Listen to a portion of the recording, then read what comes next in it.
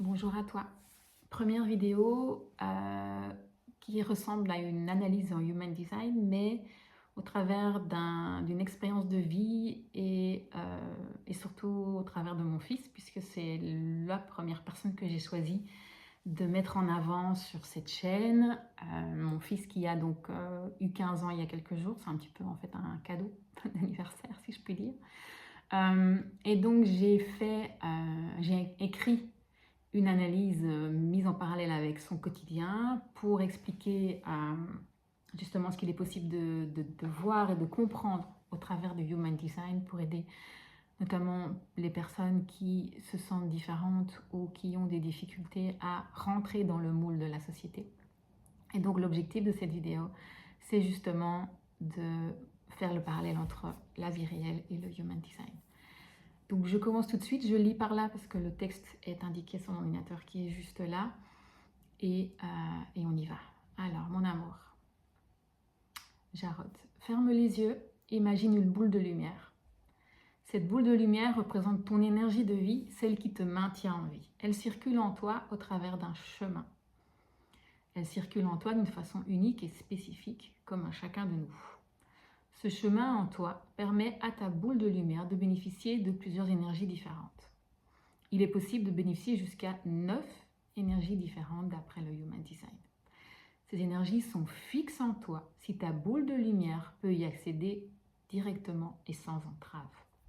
Le chemin qu'emprunte ton énergie est alors fluide et direct. Chez toi, Jarod, ta boule de lumière ou d'énergie n'a pas un accès fiable et constant ou d'énergie motrice, donc au moteur pour faire les choses. Cela signifie que tu n'es pas un opérationnel, tu n'es pas là pour faire chaque jour. Tu t'es incarné dans cette vie pour conseiller, pour guider la conscience des autres. Mais dans cette idée, tu n'es donc pas là pour faire à leur place, tu es là pour les conseiller pour mieux faire eux-mêmes, vu que toi tu n'as pas l'énergie pour faire tout le temps. D'ailleurs, je pense que tu l'as sans doute déjà remarqué, car je vois que tu ressens souvent une certaine lassitude à l'école à devoir faire des choses tout le temps, tous les jours. Et ce n'est pas lié à la fainéantise, comme peuvent le penser certaines personnes. Cela vient du fait que tu ne disposes pas en toi de l'énergie de faire des choses toute la journée. Malheureusement, ce n'est pas toujours très bien compris, car tu fais partie d'une minorité de gens.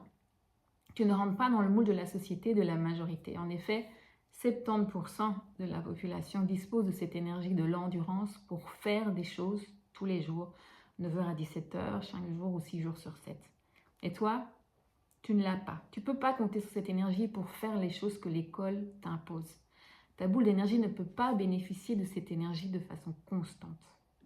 Et donc, cela te demande énormément d'efforts, de maintenir ton attention tous les jours de la semaine de façon régulière à l'école. Je le vois bien, je sais combien c'est compliqué pour toi de ressentir de l'énergie tout au long de la journée, d'avoir l'élan pour entamer des choses à faire. C'est normal, car justement, elle n'est pas présente en toi, cette énergie. Elle n'est pas présente tout le temps en toi, donc tu ne peux pas compter dessus. Et l'école n'est pas adaptée à tout le monde, toutes ces personnes qui n'ont pas cette énergie comme toi, tu ne l'as pas d'ailleurs. Néanmoins, il existe des clés pour parvenir à aller au bout de tes études sans toujours devoir forcer les choses. Donc tu l'as compris, là où ta boule d'énergie ne peut pas circuler sans entrave, tu n'as pas d'accès à ces énergies de façon fiable et constante. Tu ne peux pas compter dessus avec certitude tout le temps. Et donc, c'est notamment le cas de l'énergie de faire tous les jours. C'est celle quand même qui nous l'est le plus demandée au jour d'aujourd'hui. Les énergies qui ne sont pas constantes en toi, elles sont en veille, sont comme endormies. Elles ne sont pas éclairées par ta boule de lumière. Ça ne veut pas dire qu'elles sont jamais disponibles, mais elles ne sont pas disponibles de façon constante. Elles sont là aussi, en fait, pour refléter l'énergie des autres, qui, eux, éventuellement, ont cette énergie constamment en eux. Donc c'est comme un miroir qui reflète l'énergie, qui reflète la lumière de l'autre. Et en fait, cette lumière, elle est différente pour chacun de nous. Et quand tu la reflètes, tu ressens cette énergie de l'autre d'une façon particulière aussi. Et tu es là justement sur cette terre pour apprendre à ressentir, à expérimenter cette multitude de lumières, ces multitudes de lumières, qui se reflètent en toi. Quand tu les reflètes, tu les ressens et tu peux en bénéficier. Mais ce ressenti est passager, car cette énergie ressentie, elle ne vient pas de toi. C'est la lumière que tu reflètes de l'autre. Elle n'est pas à toi, elle ne t'appartient pas, c'est juste un reflet. Mais tu la ressens. Donc si tu as besoin d'un élan d'énergie pour commencer à bosser à l'école, ou pour l'école, je te conseille de ne pas attendre d'être à la maison, seul dans ta chambre, où là tu n'as pas la possibilité de refléter l'énergie de quelqu'un d'autre. Pour bénéficier de l'énergie des autres, tu as besoin d'être dans leur contact, près d'eux. Donc là, je te conseille de le faire à l'école. Donc là, par exemple, je te l'ai déjà demandé, d'ailleurs, fais tes devoirs à l'école, ce sera plus simple. Et je constate que tu réalises de plus en plus tes devoirs à l'école pendant les intercours. Et donc, c'est une très bonne solution. Car profiter des moments avec quelques amis pour faire tes devoirs, réviser tes leçons, te demandera beaucoup moins d'efforts. Ce sera beaucoup moins fastidieux que de le faire quand tu rentres à la maison en fin de journée et que tu es seul dans ta chambre. D'autant plus que le soir, tu as bien plus d'énergie que le matin au réveil. Mais cette sensation vient de l'énergie des autres que tu as accumulée tout au long de la journée. Et le soir, c'est plus le moment pour te lancer dans une nouvelle tâche à faire. L'impression d'énergie ressentie, elle est faussée. C'est l'énergie que tu as accumulée des autres. Et donc le soir, moi, je voudrais vraiment que tu arrives à te dire, c'est pas le moment à faire plein de choses, c'est le moment à te coucher sur ton lit, à relire éventuellement la matière de lendemain si tu en as besoin. Mais surtout, garder la position couchée pour inviter ton corps à éliminer l'énergie qu'il a emmagasinée tout au long de la journée. Quand je dis éliminer l'énergie, c'est justement évacuer ce qui ne t'appartient pas pour te retrouver dans ta propre énergie à toi pour parvenir à t'endormir. Car ça prend du temps. Généralement, on dit une bonne heure, rester couché une bonne heure avant de s'endormir, avant de vouloir s'endormir, pour pouvoir évacuer cette énergie. Je vois aussi que tu as pris l'habitude de faire tes devoirs non pas assis à ton bureau, mais couché dans ton lit. En fait, c'est très bien. Bon, ça n'aide pas à améliorer ton écriture, qui est quand même déjà pas très facilement lisible, mais c'est une bonne position pour toi. Je te conseille de continuer comme ça. Et si tu n'as pas tout terminé pour l'école et que tu sens que tu manques d'élan, tu peux toujours venir me voir, car moi, j'ai l'énergie pour faire, et donc je peux t'aider via le miroir que tu vas te mettre en étant face à moi, le miroir d'énergie. Je peux t'aider à finaliser les dernières petites choses de la journée. Je sais aussi que le fait de devoir apprendre par cœur des concepts pour lesquels tu n'as aucun intérêt est impossible pour toi. Tu as les compétences et la passion pour le travail créatif. Donc tu es là pour aimer passionnément ce que tu fais et trouver une application à tes talents dans le plan matériel. Attention, cette capacité vient d'une énergie qui est en veille, donc qui n'est pas constamment en toi, puisque c'est un peu une énergie quand même du fer. Et donc, tu peux être influencé par l'énergie de l'autre à croire que tu aimes faire telle chose ou telle chose, alors qu'en fait, elle n'est pas vraiment bonne pour toi. Donc, il est important de vérifier si la direction que tu prends est vraiment la bonne pour toi et pas celle que tu ressens qui peut être celle de quelqu'un d'autre. Pour le savoir, toi, tu auras une clé très importante. Tu peux faire confiance à ton instinct. D'ailleurs, pour revenir à tes amis, je t'invite à faire confiance à ton instinct pour savoir si c'est une bonne personne pour toi ou pas. Cet instinct te donne un jugement instantané, une intuition directe qui est là pour te protéger. Mais n'essaye pas de contredire cet instinct avec des réflexions qui te passent dans ta tête. Tu ne peux pas comprendre ton instinct avec ton esprit. Il vient du plus profond de ton être et les décisions qu'il te dicte ne s'expliquent pas, ne se justifient pas, elles se ressentent à l'intérieur. Donc je vois que quand tu es fort connecté, tu es fort connecté à ton instinct lorsque tu es dans le sport, par exemple, où là le mental il ne travaille pas. Par exemple, à l'escalade, tu prends des prises hyper lointaines où tu oses y aller sans réfléchir en fait. Ou les pistes de ski escarpées que tu oses emprunter. Quand tu le fais, ça, c'est ton instinct qui te dit « vas-y », tu ne réfléchis pas. Et là, tu es quasiment le seul à prendre ces prises en escalade ou ces pistes de ski. Et les autres te regardent parfois ébahis en disant « waouh, comment il ose ». Mais en fait, tu oses parce que ton instinct te dit « c'est sécurisé, tu peux y aller ». Donc là, les choses que tu réalises avec facilité, elles découlent de ta vraie nature parce qu'elles te parlent au plus profond de toi. Et c'est ça qu'il faut écouter. En effet, chez toi, ta boule de lumière, elle accède à deux énergies qui sont toujours présentes en toi. L'énergie de l'identité du soi, donc le soi supérieur, qui est lié vraiment au sens de la vie. Et alors l'énergie de l'instinct de survie, qui s'occupe de ta santé et de ton bien-être. Donc ta boule d'énergie, elle circule entre ces deux énergies de façon fiable et continue. Tu peux compter dessus. Donc lorsque tu reçois une information, elle s'intègre en toi rapidement. Et tu peux parfois avoir l'impression de comprendre les choses plus rapidement que les autres. Et du fait du passage de ta boule de lumière entre ces deux énergies, le soi et l'instinct, ça éclaire ces centres d'énergie qui sont tout le temps illuminés en toi. Et donc, elles sont remplies de ta lumière. Il n'y a pas de place pour refléter la lumière des autres. Elles sont entièrement illuminées, éclairées par ta propre lumière. Donc là, tu ne reflètes pas la lumière de quelqu'un d'autre, tu ne reflètes pas l'énergie d'un autre, c'est la tienne. Et le fait que ces deux énergies soient connectées et permettent à ta boule de lumière d'y circuler librement, ça génère un don en Human Design. Et ce don, il détient une énergie vraiment individuelle, c'est-à-dire qu'elle est là que cette énergie elle a pour mission de te faire muter toi, de te faire évoluer toi, en tant qu'individu, en tant que toi-même. Ce don, c'est la combinaison entre avoir un comportement aligné avec toi-même et ton instinct. Elle te permet d'agir en accord avec ton intuition et ta véritable nature. Étant relié à l'instinct, ce don, il fonctionne dans l'instant présent et ne se répète pas. Donc il te donne une capacité vraiment unique de ressentir au fond de toi ce qui est juste et de t'y adapter avec fluidité. Et donc très important pour toi d'être à l'écoute de ton intuition, de cette petite voix ou de cette petite sensation, cette impulsion ressentie dans ton corps. Peut-être déjà dit que rien n'était acquis dans la vie et que les choses peuvent changer très vite. Et bien justement, ce don te donne les moyens de t'adapter au changement au travers de l'instinct. Tu donnes aussi une conception de la vie très personnelle. D'ailleurs, très important pour toi de vivre ta vie selon tes propres règles. Et moi, en tant que maman, et consciente de ça, je tente de te laisser le plus de liberté possible du haut de tes 15 ans. Tu as la capacité de modifier ta vie en conséquence, mais aussi de la perfectionner pour te respecter, pour t'honorer, pour être le plus en alignement avec toi-même.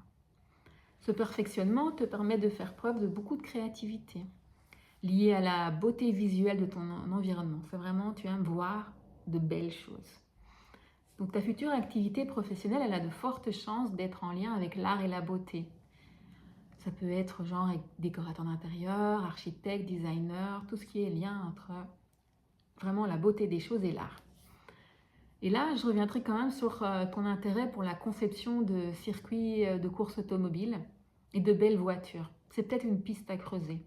Surtout que je vois bien que tu visualises les choses dans leur ensemble, tel un schéma mental qui te permet de visualiser le circuit, de voir les endroits dangereux du circuit, les dangers invisibles parfois, les moments d'accélération qu'il faut avoir quand on pilote sur ce circuit, ou alors là où il faut tourner très proche de la ligne blanche, etc. En fait, tu as vraiment cette capacité en toi de voir les choses comme ça. Et tout le monde n'est pas capable de visualiser les choses dans leur ensemble comme toi tu peux le faire. Et c'est une façon très spécifique que tu as de schématiser les choses et de discerner les endroits dangereux de ceux où l'accélération doit être au maximum, par exemple sur le circuit. Et donc ça, je sais aussi que tu aimes beaucoup discuter des courses, des circuits, des voitures avec tes amis. Il peut arriver qu'ils ne t'écoutent plus après un certain temps, car tu vas trop loin, trop dans les détails, dans les explications, et en fait tu perds leur attention. Donc là, je te conseille d'attendre que tes amis te posent des questions, te demandent un conseil sur un jeu vidéo de course par exemple.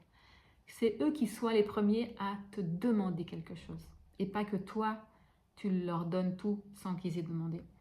Si tu fais comme ça et que tu attends qu'ils viennent te demander, tu auras l'impression d'être beaucoup plus écouté, d'avoir une attention beaucoup plus grande de leur part sur les précieux conseils que tu leur donneras. Et tu les aideras certainement toujours à passer l'étape ou l'épreuve qui les bloque dans le jeu, mais là, ils seront plus à l'écoute parce que c'est eux qui seront venus te demander un conseil. Aussi, pour que ton conseil ne soit pas trop étendu sur tout ce que tu sais, pose-leur des questions pour être sûr que sur quoi ils ont un problème. Quelle est limiter en fait ta réponse à ce qu'ils veulent vraiment savoir. Parce que comme tu sais énormément de choses, ta réponse peut être la réponse peut être tellement étendue que tu vas les perdre de nouveau parce que tu vas aller trop loin dans les détails. Donc là aussi, un grand conseil que je peux te donner, c'est pose la question pour limiter ta réponse à ce qu'ils ont vraiment envie d'entendre et ce qu'ils ont envie de savoir. Surtout que tu aimes beaucoup contribuer, tu aimes partager aux autres tes trouvailles dans les jeux, les astuces, les moyens de contourner les obstacles, etc. Donc, avec tes astuces, tu aides tes amis à sortir de l'étape de jeu où ils ont été bloqués. Mais c'est surtout que tu as une façon particulière, toi, au travers de ton attirance sur les innovations dans le jeu. C'est avec cette attirance-là que tu trouves des astuces, des solutions nouvelles que les autres n'ont même pas encore envisagées parce qu'ils n'ont pas encore été intéressés par l'innovation du jeu. Toi, oui. Donc en fait, tu contribues par l'exemple en étant fidèle à ta façon à toi de visualiser le jeu. C'est à tester aussi, mais je te conseille aussi peut-être de vouloir faire ça en groupe, en équipe plutôt qu'individuellement. Ça te permettra peut-être aussi d'atteindre des nouveaux objectifs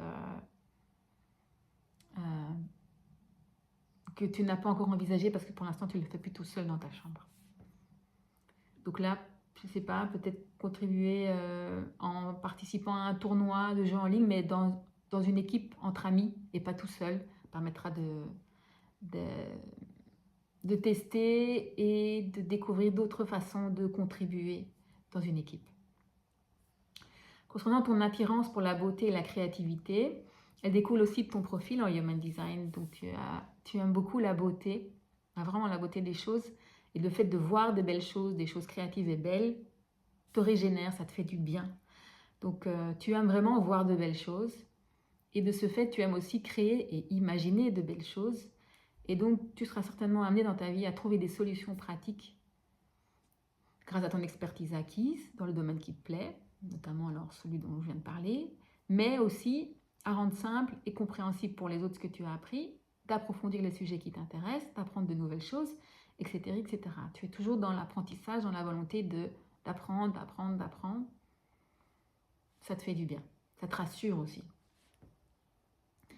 Si je reviens un peu sur les énergies extérieures, là où ta boule ne passe pas constamment, donc cette énergie ne t'appartient pas, mais tu peux les ressentir et tu peux compter dessus. Donc il est fort probable que ton mental s'engouffre dans ces énergies en se disant que c'est quelque chose qui te manque, que tu devrais faire faire quelque chose pour avoir plus cette énergie-là. Mais en fait, on ne l'acquiert pas. Elle est là ou elle n'est pas là.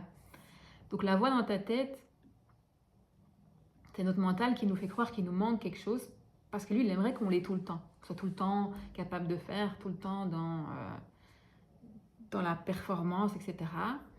Là, il va te dire, mais tu n'es pas à la hauteur, tu dois t'améliorer, tu dois prouver aux autres que tu peux y arriver.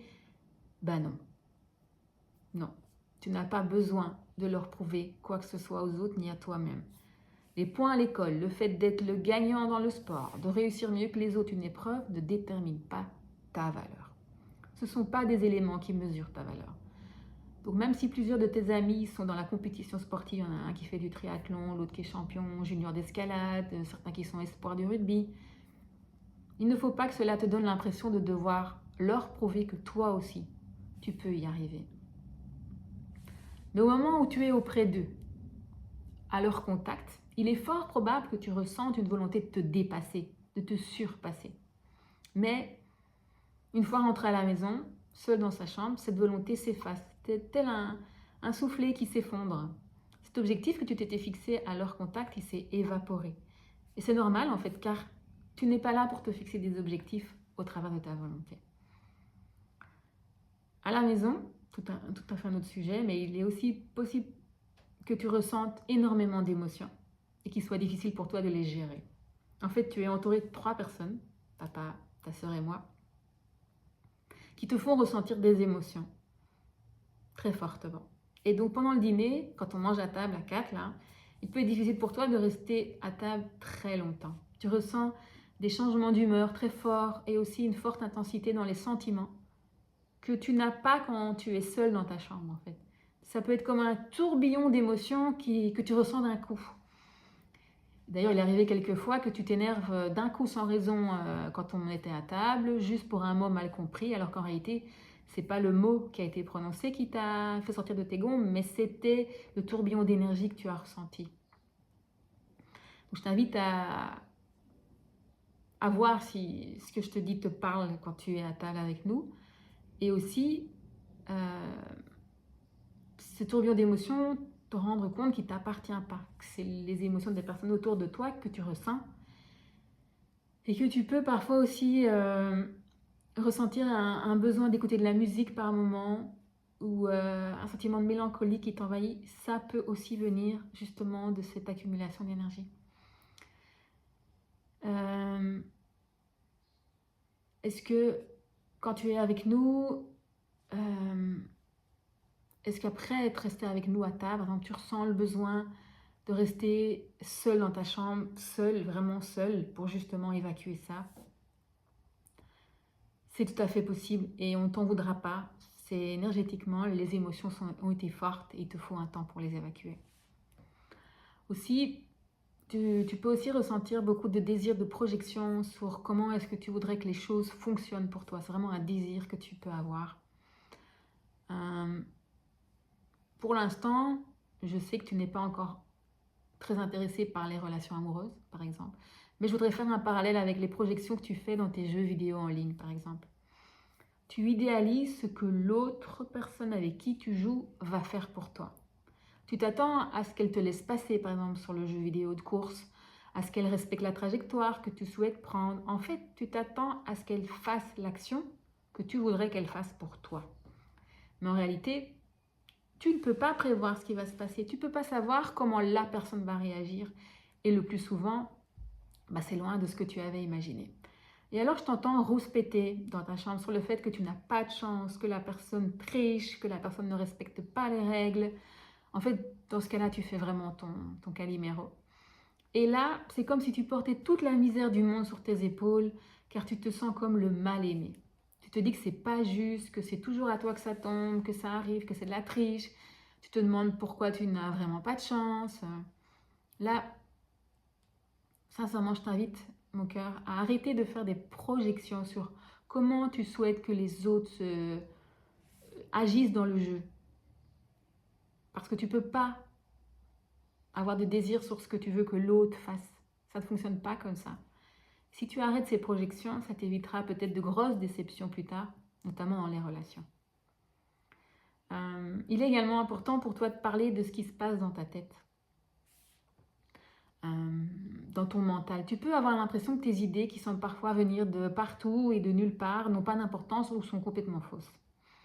Pour paraître intelligent, tu peux penser parfois devoir être certain de tes idées, de dire c'est comme ça et pas autrement. Par peur d'avoir l'air stupide avec tes amis, tu peux parfois faire semblant d'être sûr de toi, d'être certain de ce que tu penses, même sur des choses complètement inutiles en fait. J'ai déjà remarqué que certains professeurs t'ont reproché de manquer de régularité dans ta façon de résoudre les problèmes posés en classe. En fait, je ne suis pas d'accord avec leurs reproches. En classe, si tu réalises les exercices, genre à côté du professeur, tu les feras peut-être de la façon voulue par lui, alors qu'à la maison ou dans la salle d'études, avec d'autres personnes, tu feras les exercices d'une autre façon. C'est très bien ainsi. Tu n'es pas là pour penser toujours de la même façon constamment, mais d'une multitude de façons différentes. Malheureusement, ton professeur de mathématiques, par exemple, il pense d'une façon fixe et unique. Et donc, il demande à ce que toute la classe pense de cette façon spécifique. Et ce n'est pas possible pour toi. Ta façon de résoudre les exercices, elle est changeante. Mais ça ne veut pas dire qu'elle est erronée. C'est juste qu'elle change. Je voudrais aussi te parler de ta gestion de la pression et des échéances pour terminer les choses à temps. Tu es plutôt du genre à attendre la dernière limite, la dernière minute, pour faire les choses, car en fait, quand tu es seul, tu ne ressens pas de pression.